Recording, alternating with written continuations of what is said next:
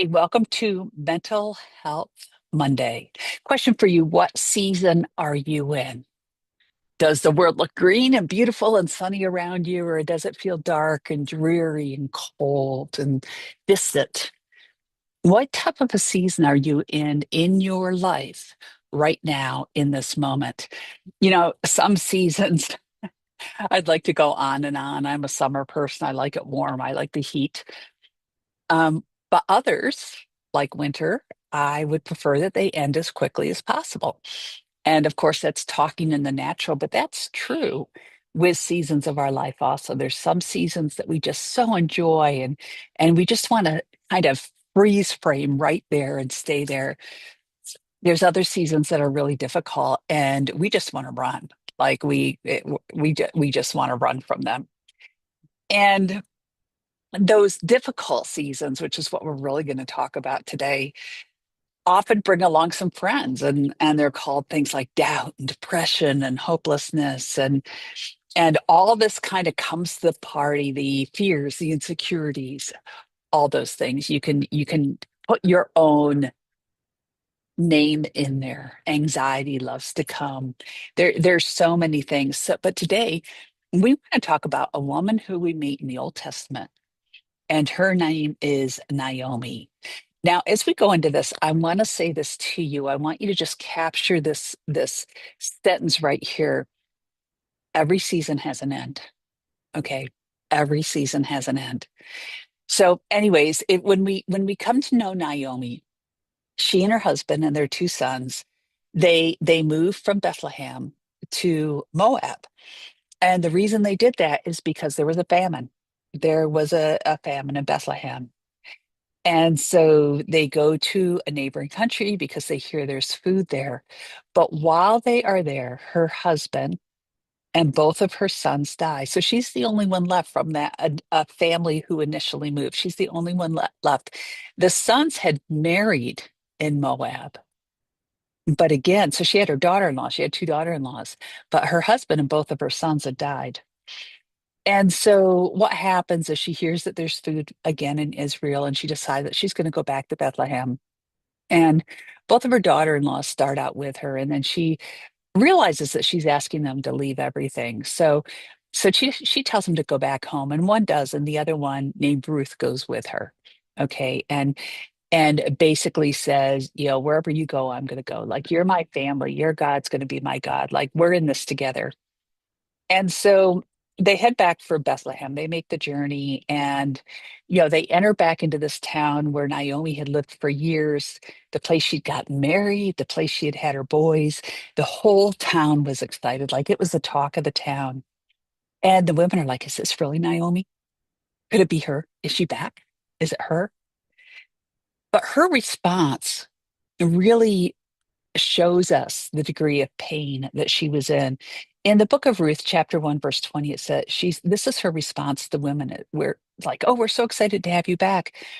And her response is, don't call me Naomi. Instead, call me Mara. For the Almighty has made life very bitter for me. Oh, I went away full, but the Lord's brought me back empty. Why call me Naomi when the Lord has caused me to suffer and the Almighty has sent such tragedy upon me? You see, Naomi, names are so, so important. Her name, Naomi, means pleasant, but she doesn't feel life is pleasant. All she feels is the pain and the bitterness and the crushed dreams, the frustration. And so she wants to be called Mara. She wants to rename herself. And Mara means bitterness. In other words, she left full. She came back empty and bitter. So what she was trying to do was redefine herself by the pain. So basically, in this season, in this moment, she was trying to take on an identity that she was not created to wear. So a key to remember, when God's people were journeying through the wilderness on their way to the promised land, they began complaining because of a lack of provision. What was the name of the place where they grumbled against God? Mara. Why? Because they couldn't drink the water there. Why couldn't they drink the water? Because the water was bitter. Okay. So she's trying to define herself by the difficulty of the season. Job also did this. Job 27:2 says, this is Job talking, as God lives, who is taking away my right, and the Almighty who has made my soul bitter. So Israelites complain about bitter water. Job and Naomi both state that God has made them bitter. What are we saying? What do we say in the hard seasons? But in the middle of all this, Naomi not lost her faith in God, but she does see the lack, and she's walking in emotional poverty. She still weaves God into the fabric of her story, but she's forgotten who he truly is. You could say she left because of a physical famine, but she came home with a spiritual famine. It was a time where God seemed hidden. She didn't realize, she couldn't see what was ahead. Often we read through this and we're like, well, we know the rest of the story. She didn't. She had to live it. She had to walk it out. And what she didn't know going through the whole thing is that it was a season, not a sentence. And that's something that you may need to say right now. This is a season. It is not a sentence. In the physical, we move through seasons. One of the things I love is that although Naomi asked the people to call her Mara, that name never sticks. It does not stick. Back in Exodus, when the people grumbled about the water, God met them in that place and made the water drinkable or sweet. God has the full capacity to meet us in those bitter places. I'm so glad. Aren't you glad? He has that full capacity to meet us in our bitter places and to make life not just bearable, but to make it sweet again. So you feel stuck in a bitter season? Remember, it's only a season. It's going to come to an end. Yeah, it probably looks very, very different than what you envisioned, but God is faithful and he's really, really good at turning things around.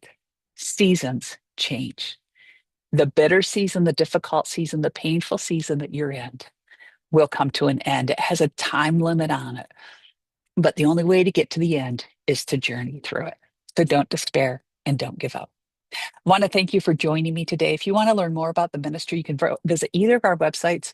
You can visit ruthhendrickson.com or you can visit mashahministry.com, Mashah. Mashah is actually our emotional healing deliverance ministry. We minister all around the world. We train and equip also in that ministry. So, anyways, either way, check us out. We're so glad that you joined us today. Have a great day and be so blessed.